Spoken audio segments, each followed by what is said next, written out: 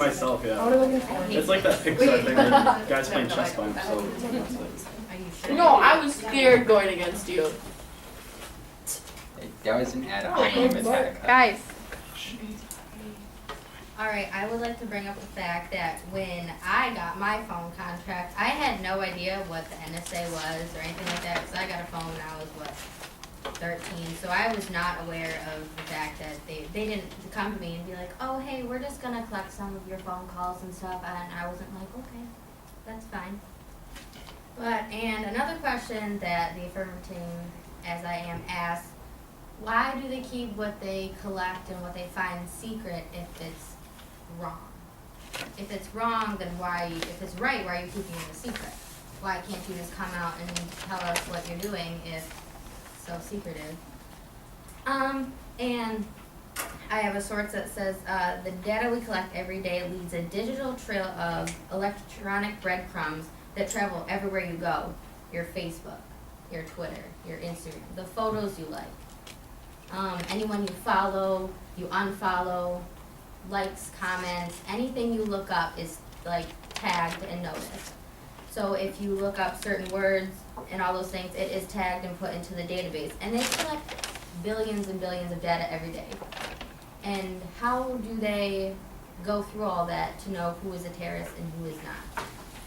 I also have information that talks about, it lists 72 types of, I want to say, groups or characteristics that could possibly make you a terrorist, such as anti-gay, anti-Muslim, patriot movement, that anyone is opposed to the New Order or the New World, a militia movement.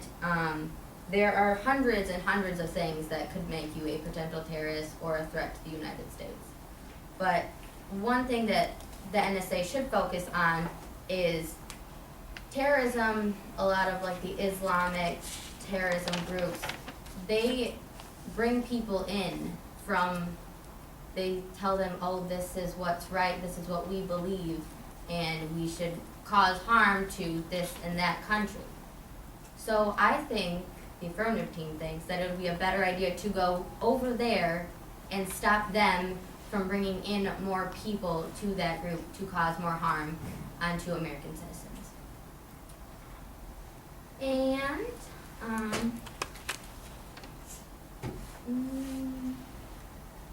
And they collect more than just phone records. Everything we do is through the internet, is through some sort of database. And who has control over that database? And everything is collected and observed and looked at, but I'm not a terrorist, and I've been looking up all this information for this, so what does that make me a terrorist since I'm looking up all this information for this debate?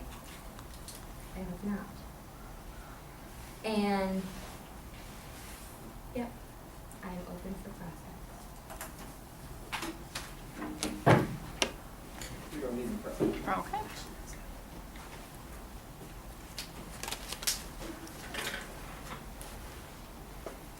So you take issue with that certain, like, internet searches and all that are collected by the NSA in school? I don't take offense to that, but I'm just saying that that is a big part, and if they are, why do they have to survey every little thing we do? They are looking into stuff that if someone is, they should look at those tagged things instead of going through my information. Like, can you give me an example of how they're specifically going through your information and not those tagged things as you just go through? Well, they would have to go through my information to find those tagged things. So if I may ask, your argument is relying on that they find those tagged things, but by your own admission, they would first have to go through your information. Those are things that they find and that have been linked to potential terrorism acts.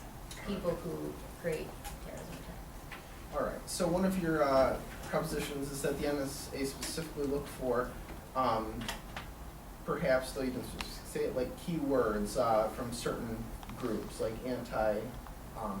LGBT groups and things like that, correct? It is people in those anti-groups that could potentially. People in those anti-groups. Okay, so So basically, anybody who has a dissenting political opinion, in that sense, that goes against the popular opinion, they should be surveyed on and classified as a suspected terrorist? Well, I'm stating that for the fact that everything is so wide, then how can they specifically find somebody that is? And if they are spending all their time going through all this little data, why do they not go to the sources that they know where terrorists are coming from and stop it there before it comes to the United States? So your issue is really with the efficiency of how the NSA operates, not that we should curtail its actions. We need to be able to control it and observe, because if they're doing something so secretive, because you cannot go and look up on the NSA's website and find out what they're doing exactly, so why are they keeping it such a secret? So would you agree that the NSA's goal is to stop domestic terrorist attacks? Yes, but they could do it in a more effective way. All right, so seeing as that is true, if the NSA were to list all their data collecting techniques out there, wouldn't that help the terrorists avoid those techniques and Well, the therefore terrorists- defeat the purpose The of the terrorists NSA? already avoid because they don't use the keywords and all that stuff to avoid terrorism, to not be seen. So even though it's unlikely, we should, even though there's only a small chance that we could actually catch a terrorist through those keyword searches, we should just get rid of it? I'm not saying we should get rid of it, I'm saying for the fact that they have to go through all that information, they should find out a more valuable way. And they should have Congress, the people who are in power, that we elect, that do not, after they get elected, they might not follow through with what we ask them as the people elected them, that they should be able to watch and monitor and make sure that they are not going and abusing their power. Thank you, that was all.